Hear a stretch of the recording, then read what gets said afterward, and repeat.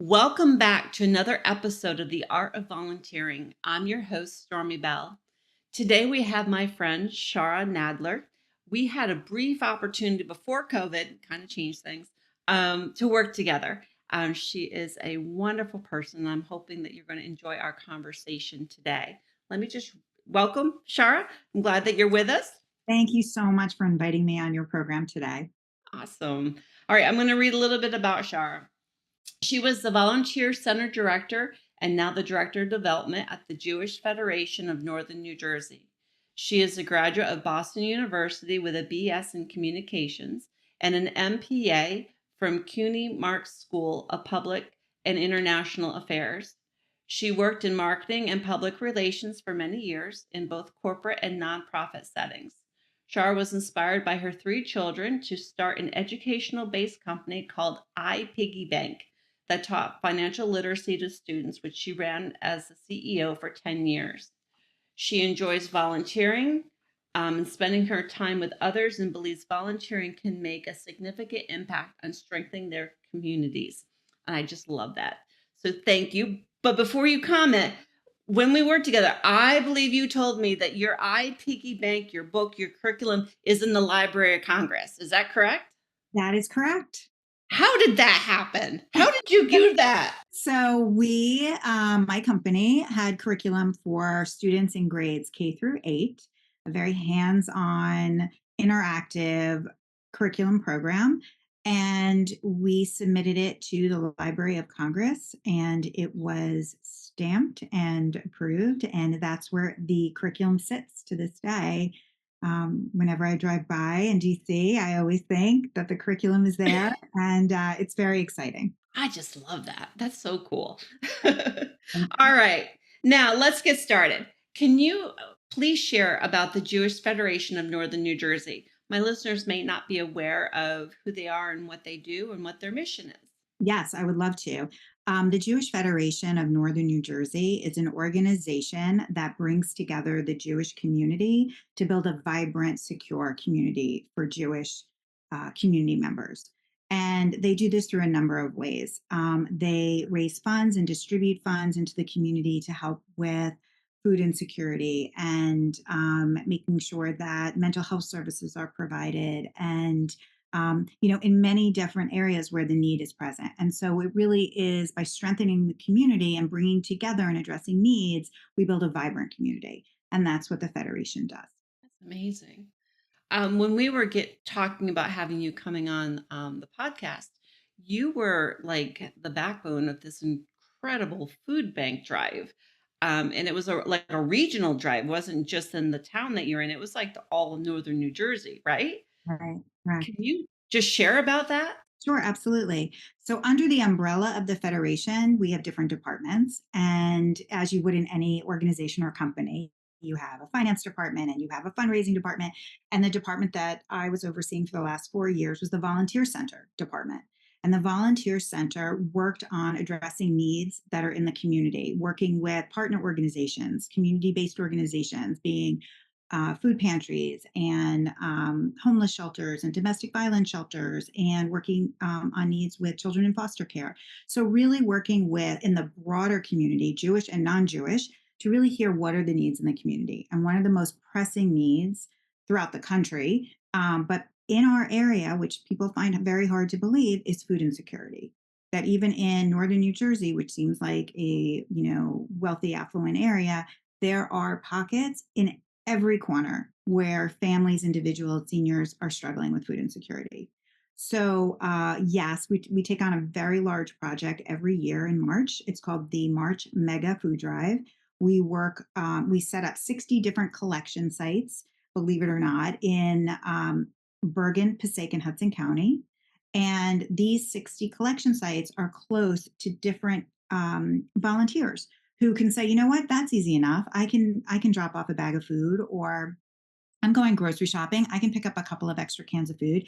And that collection site is just right around the corner for me. It's at my library. It's at my church. It's at, the Boys and Girls Club is collecting there. So what we make it easy by setting up 60 collection sites to be a volunteer, to drop off food and really make an impact in the fight against food insecurity. So All of that food gets collected at the end of March. So you have a whole month to drop off food. Then the collection happens. And April 1st, we distribute the food to nearly 30 recipient organizations throughout those counties I just told you about. And it comes out to about 25,000 pounds of food. And we're able to give to, you know, the food pantries, homeless shelters, domestic violence shelters, that go right into the hands of those that are in need. Oh, amazing. Yeah, and we work in the broader community, so we really work closely with, it's interfaith. I mean, that's what a community is. A community is coming together to address a need, and it's a really beautiful example of how that works. Amazing. So, how many volunteers did you have on just this project estimate? So this project, we have a committee of 30. And I think that at different times, throughout the month, you have, it's like, some committee members are there and some aren't. But at the end, everybody touched it. There's so many fingerprints on this project from all of the committee members. We also had corporate sponsors that would send their team to help us with going through the food to make sure there was no expired food, that the food was non perishable. So anything perishable, we had to pull out and was it still good? And could we give it that day versus waiting a month to be able to distribute the food? We collected gift cards. So the committee members, one of the really important goals that I have running a volunteer center is that I meet volunteers where they are. So I don't want anyone to feel like, well, I can't give a full month of 24/7, so maybe this isn't the right project for me. And that is just not the case. Everybody comes to the table with something to share, and everybody can have a role, whether it's an hour or 30 hours in a month. There is something for everyone. And that's really important for volunteers to know that they can have a really positive experience because my goal is they want to volunteer again. It was a great experience. This is the beginning of a journey, a middle of a journey, the end of a journey, wherever they are. This is something that they're going to remember and say, I want to do that again. Nice. That's awesome. Yeah, so that's one project we do. We do another really large scale project called Supplies for Success, and we distribute 3,000 backpacks to students in need. We just wrapped that up. That takes 62 families or individuals to collect all the materials that we provide at the Federation. We purchase the materials and fundraise to cover the costs, and then we families will come and pick up the materials that we have for each family. Does 50 kids, and they put their backpacks together and then they come back. They have 2 weeks. They drop it off, and when everybody comes back, we have 3,000 backpacks, and for kids from kindergarten all the way up to 12th grade. And we distribute to the school districts that are in need, boys and girls clubs, domestic violence shelters, families that left with nothing on their back but the shirt on their back and their lives. And so we make sure that they have the materials they need to start the school year off and be successful. That's awesome. Yeah, it's a great experience, and that too is a lot of volunteers. A lot that's also um, a lot of pieces to make it happen, and the volunteers are incredible, inspiring, really, very, very inspiring. That's great. So those are two of your like anchor events. How many events do you actually do each year? So there are four anchor events. There are addressing food insecurity. There's providing the school needs. We do another event where we call it Mitzvah Day. Mitzvah is a good deed, giving back. And we have a day where people can come on site for that day to volunteer. And we set up different tables that have different projects, and those projects address a need. I think one of the most important things that someone who is volunteering or wants to volunteer is to work on projects that actually address a need. And it's not a project that is, well, that I felt really good about doing that. But if there's not really a need, it's great that you felt good. That is important. But it's also, you want to make sure your project's needed. So, for example, one of the projects on Mitzvah Day is putting together snack packs for children that get food during the week from school. But on the weekends, from Friday to Monday, they have to make it through the weekend. So these snack packs provide they'll have fruit, they'll have a protein, they'll have a drink, they'll have milk, they'll have cereal, just, enough to supplement. Hopefully they're getting more, but it's a supplement to get them to Monday. So that's an example of one of the projects that we have at MITS today. Amazing. Yeah, there's different tables and different populations are being addressed and meeting the different needs. I had not heard of that. That's really cool. Yeah, yeah, that's really exciting. That's another one. We also do another project. It's called Purim Bags. Purim is a Jewish holiday. It's a very joyful holiday, and we this project is putting together. Oftentimes, like young kids will get candy and like you make noise, and it's a fun holiday. But for isolated seniors who are isolated, we want to make sure they know that they're still part of the community, and we think about them and care about them. So we put together these perm bags that are filled really with healthy food and because a lot of times isolated seniors are food insecure, and so the food is healthy, but we make sure to put in notes and make it fun and make sure that when they receive food and care from volunteers that these bags go with them. So that's another project that we do. So there's different projects. And then we make sure throughout the year if someone called and said, I'm looking to do something, that we know what's going on with different organizations so that we can refer and Well, making that's sure that that is, what's happening with the Center for Food Action or what's happening with Table to Table, what's going on with Oasis, Center for Hope and Safety, so that we know what's going on and we can say, they may need volunteers. Why don't you give them a call? so how many volunteers do you like when you were the volunteer director? How many did you oversee? So at each event, it would be about 30. Okay. I would have about 30 volunteers for the project. And then Mitzvah Day, we usually have 200 on site that day. But throughout the year, there's hundreds.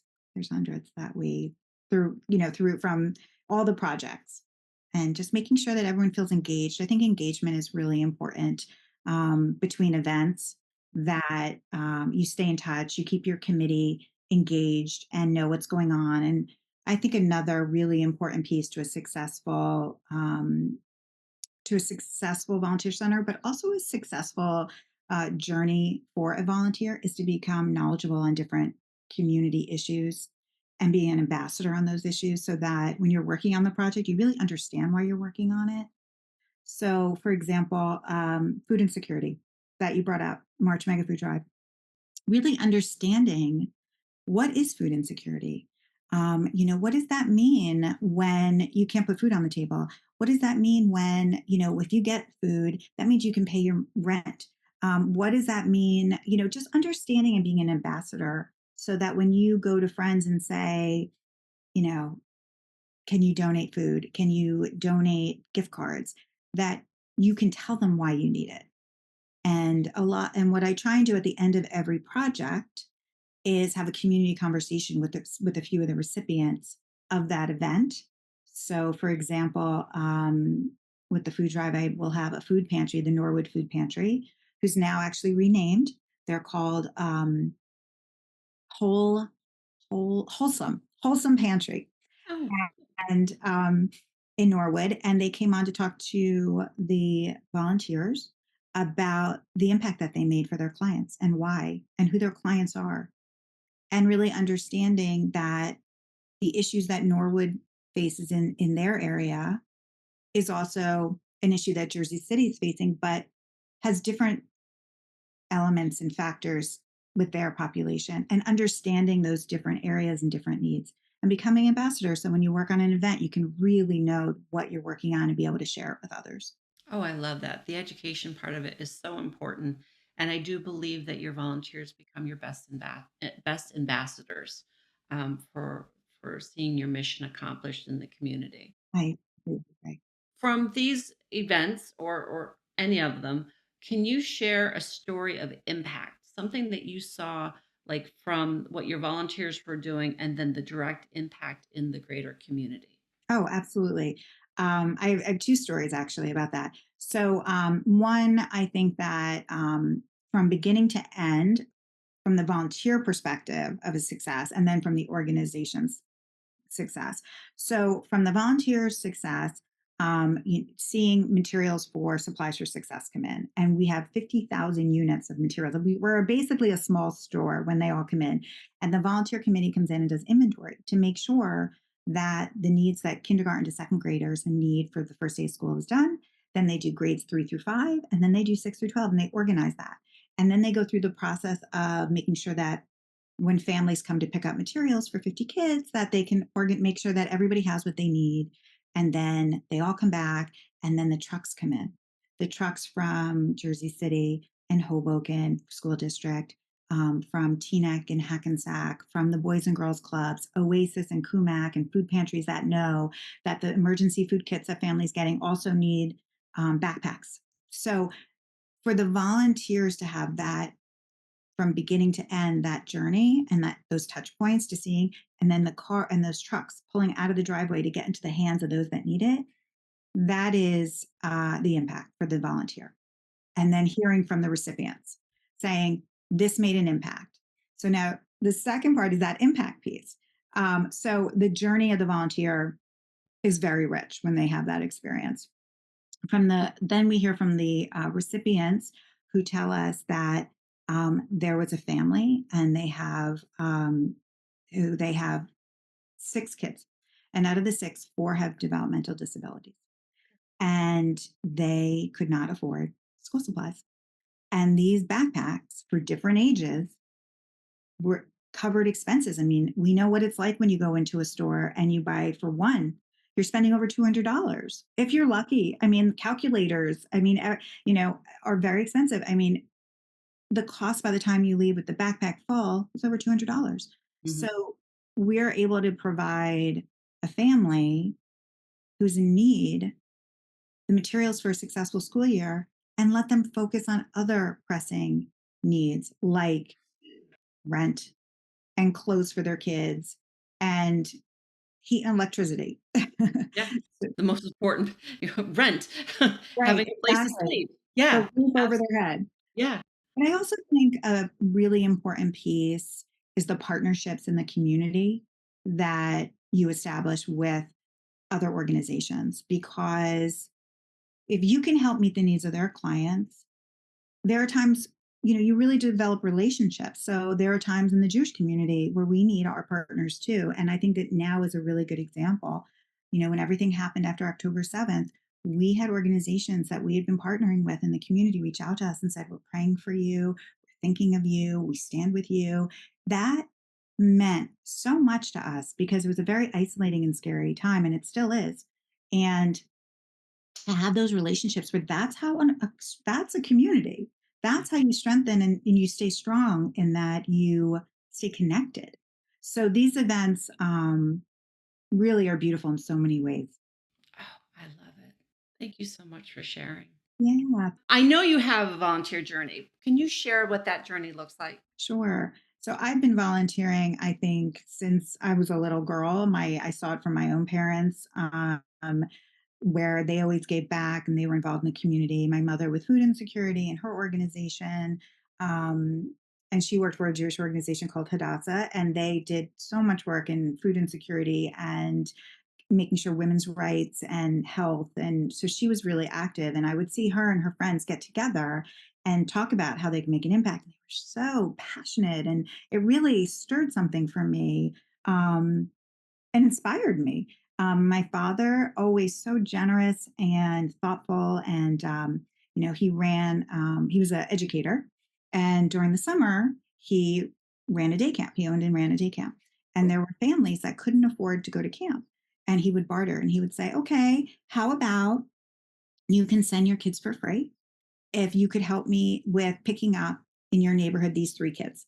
And they were like, we're in. And so it was all about there's always so many ways to help each other. And so that really, so for me, when I became, I started to give back, I would work on, it could be painting a school that was in a really depressed area that really needed a refresh before the school year started. It could have been, when I was in my early 20s, I was a big sister. I would go out and,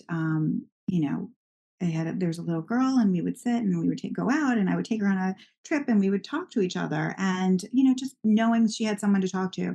And then throughout my life, there are issues that I brought up. Food insecurity has been a big issue for me, helping those that are really struggling. And when I had the opportunity to go to the Jewish Federation and run the volunteer center, I thought, what a gem. I would love to be able to really engage volunteers and show them the possibilities that a volunteer can have and make in a community. And I enjoy just, it's really just a beautiful experience to have. And now I get back and I show my kids now. I'm on the board of the Bergen Volunteer Center in Hackensack, who works on um, different programs to leveraging volunteers to help with seniors who need help in their home, called Chore, where people can come and help with changing a light bulb for someone who can't change a light bulb, or tightening a railing on in a shower for someone so they don't slip. And they have different programs. And one of the programs is working with teens on learning how to be a civic leader, meeting civic leaders, what you can do in your community. So I think that for me, my kids are have really learned. My husband's in fundraising and works for a nonprofit for women business owners who are from communities that they're revitalizing. And I think for my kids to see that as an example, it just continues. Well, you just shared the impact that your parents had on you, so I can only imagine what your impact on your boys are. Yes, yeah. They help with the backpack program. They help with the March Mega Food Drive. They help on Mitzvah Day with projects. One of the one of the projects that we had on Mitzvah Day, um, there was making bracelets, these beaded bracelets with a word of inspiration on them. It could have said love. It could have said power, whatever the word was. So those bracelets were made for holiday gifts for children in foster care. And the organization that received it, which was Bergen Casa, said that the kids loved it. That another organization that received it, and giving you feedback on what organization is the impact, was the Franciscan Community Development Center, who runs a food pantry. And one of their volunteers was a teenager, and she was working on Thanksgiving. And so she wanted to know, could she bring any food home for her aunt who she lived with, who oversaw her and her siblings. And the Franciscan nuns who ran the food pantry said, "Hold on, we have something else for you in addition to the food that she brought home." They gave her one of the bracelets, and she was so touched. And she put that bracelet on and she wears it whenever she goes and volunteers. So these little projects that you can get kids involved in, and one of the as I was saying, it's one of the tables at Mitzvah Day, making these bracelets. That's the impact it can have and change somebody's day, that they can really feel that someone thought of them and they cared enough to make that. Two thoughts on that, and let's see if I can get them out before losing my train of thought. One, when children learn to give back at a younger age, they're learning empathy and compassion, and it increases their emotional intelligence at a very young age for the world around them. And two, it's gone. Oh, I knew oh, Welcome back. it's Welcome back. part of age. We'll get to it. I'll come back around. But I just think that's so important that we do engage our young people. Um, I had a guest on with Cradles to Crayons, and they work with clothing insecurity for children's ages young, like preschool age, all the way up to age 12. And they have these, I believe it's called a giving factory, and they collect all their clothing, and they have to make sure that it's like as close to new looking as possible. And they teach these children 5, 6, 7 years of age what to look for and how to do these things. That's making an impact for their age, but that's a generational impact, and that we need that, and we need people to be willing to give back in the simplest of ways, making that bracelet, carrying a bag of groceries, and just knowing that uh, we need more people doing this. Like, Yeah, this should be the norm, not the exception. yeah, agreed. I think also you make a really good point with children working on projects that will have an impact on other children, because it teaches gratitude, Yeah. right? So not only can you have an impact that directly benefits another child, but you learn how grateful you are for what you have. So that is, really important. Never not things don't just drop out into your hands. That you really take a minute to realize, wow, I'm really lucky. I didn't realize that, I wouldn't have food for Thanksgiving, or I have to think about where my clothes come from. Yeah. So, in like, if you were to put it into a sentence, why do you volunteer? I volunteer because I know I can make a difference. I want to find that time in my schedule to have an impact. I also think it's a responsibility. I think that for me to live in a community, that I also have to give back and I have to make it what it is. So if I want a beautiful garden, what am I doing to make it beautiful? If I want, and that garden means many things. If I want to know that my neighbors are safe and I'm safe, what are we doing to make each other safe? So for me, I guess that wasn't a sentence, but um, what inspires me is that I want I want to give back because and it also feels good. So it's a responsibility. It's a gift. It's a privilege that you can give back is a privilege, um, and um, and you feel good. My next ask is, you've kind of said it, but like, just to emphasize it, if you were to encourage someone else to volunteer, to get involved, what would you say to them? So it's interesting. I would say, what are your interests? Mm. Because you can have an impact there. What do you care about? Because you can have an impact there. And I would start there. And then my expectations for the next stage of that conversation would be, where are you in your life, that you how much time do you have, what do you want it what how do you want to give back to that cause that you're interested in? So I'll give you an example. um, there was a volunteer who I started with about probably 3 years ago, and she had just retired. She was a teacher and she was very timid and nervous and wanted to give back, but she didn't know how. And so I met her and I said to her, why don't you join this committee and just go to one meeting and just listen to what you're hearing and then see how you feel. So that was her first step. So I had to meet her where she was. I could do that. I could go to that one meeting. So in that one meeting, she learned there was an event coming up and she said, I don't know.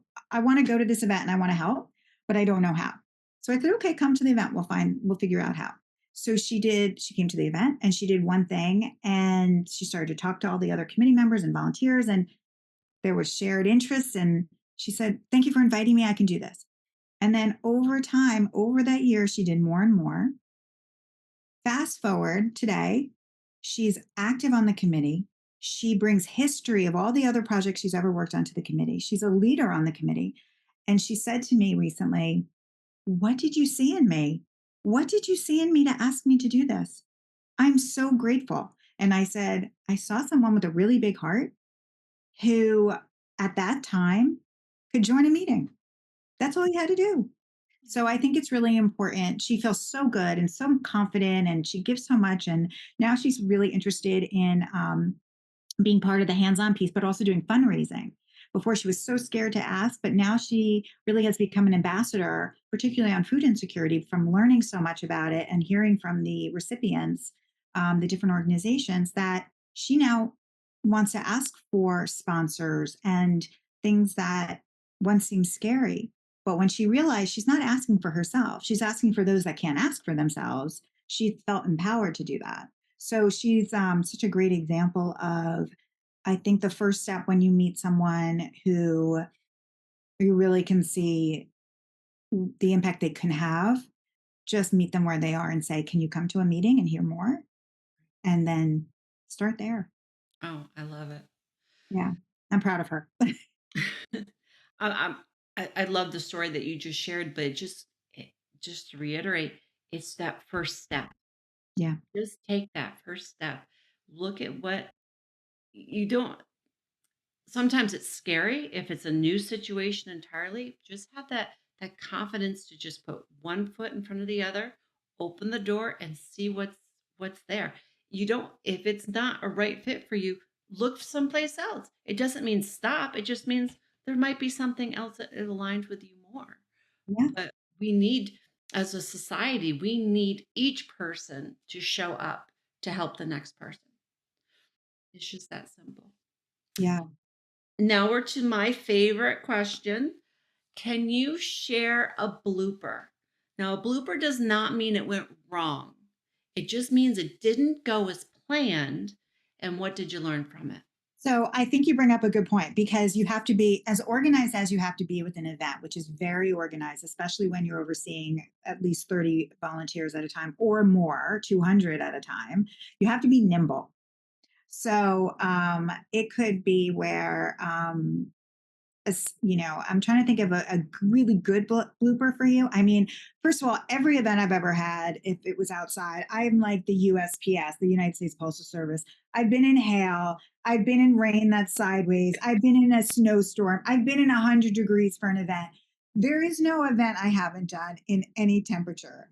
But I have to say that the volunteers that I've worked with, we have laughed the entire time that we've been in any of those inclement weather situations. So I think that, you know, the bloopers would be how did we get through when we had events that were outside, like distributing food, that where the cars pulled up and it was raining sideways. We laughed because we knew that the outcome was going to happen and the outcome outweighed what we were going through. And we literally joke about it. Every event we're like, do we think it's going to rain? Do we think it's going to snow? Do we, so the days that are beautiful, we cherish. We think, oh my God, thank God it's nice today. So I would say that. And I would say the other thing that cracks us up as a group of volunteers is we are constantly counting how many backpacks do we have? And everybody kind of breaks up their number of backpacks or the number of food they have to collect or count because everything has to be distributed. So we have to make sure. And the funny thing is that if you go to talk to someone, they say, wait, I'm counting. So and then we're, oh no, I lost my count. So the joke for us is always like, shh, they're counting. So between the weather and the counting, I'd say we're somewhere in there for our bloopers, but we always get it done. So what'd you learn? That the outcome of what you're achieving outweighs anything. It's about the outcome. That's why you're doing it. It's to get to your goal. I think that I think there is a beginning and an end. Why you're doing the project, what need does it meet in the community? Who are your community partners? Are they, whether it's a food bank, a shelter, an elected official, how are you partnering on the issue together? How are you engaging your volunteers? How are you going to address it as together and make an impact? And then how do you get it back into the hands, make the project run smoothly, get it into the hands of those that need it, and then be able to see the results and hear about the impact it had. And I think that when you keep that in mind of the journey you go on, that's how you do it. That's how you get to where it's a great experience. All right, we are at the end of our conversation, and I'm going to give you the mic, so to say. I would like you to love on the Federation. Something we hadn't spoken about that you want just to highlight, why someone should get involved. Doesn't matter. Just love on the Federation. Thank you. That's so nice of you to say. Well, I do love the Federation, so I'm happy to do that. I think that the Federation has such a place in the community on so many levels. I think that they bring the Jewish community together. They bring together the broader community. They see how we can really work together and partner on issues, whether they're legislative issues to make our counties better, our state better, work on safety issues. How can we talk about different issues that involve hate or safety or how to work together and be better neighbors? I think that the fight against food insecurity, which happens all year long at the Federation is an incredible mission. There's still 300 Holocaust survivors in our area, and the Federation makes sure that they have kosher meals on wheels delivered to their home through a beneficiary agency that receives funding to get those meals to them. Um, and the Federation provides programming throughout the year with resources that the community can really lean into, resources of experts to talk about different programming on very relevant and timely issues so that we stay current on how to be an informed community. So it's giving back and meeting basic needs. It's on programming to remain relevant and current on issues affecting the community. And it's about building bridges and partnerships to really be a solid, strong community. So thank you for letting me love on them because there's a lot to love. I hope that anybody who wants to go to the website, it's the jfnnj.org is the website. The acronym for Jewish Federation of Northern New Jersey is JFNNJ. And I'm happy to answer any questions that I can. We will make sure that web address is in the show notes. So our listeners, if they want to learn more, can go there. Um, and we will just love putting this episode out because I've enjoyed our conversation so much. We haven't spoken in like 4 years since pre-pandemic. I So it know. was really nice spending this time with you. I know, Stormy. Thank you so much. I love that that this is your work and your podcast addresses such a critical topic, and that anybody can be a volunteer and give back, and really dive deep personally about what are your interests. And there's an organization that wants and needs you, and it's a privilege. And I hope that you continue with your work because it's a really important message. Thank you so much. All right, to my listeners, thank you for tuning in today. If you found value in our conversation, please rate and review wherever you're listening to this podcast. It really does help others hear about the impactful opportunities our guests have had and to help us restore the fabric of our society. So thank you. To the next time on The Art of Volunteering. Have a great day. Bye-bye.